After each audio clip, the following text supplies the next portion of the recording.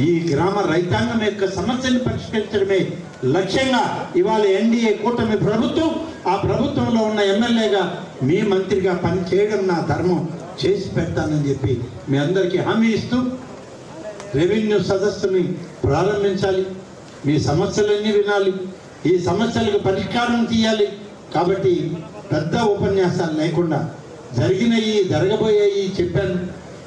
Revenue అధికారులు ఇవాళ register చేసుకున్నటువంటి అర్జీలు ఏవైతే ఉన్నాయో అర్జీదారులు ఒక్కరొక్కరుగా రండి.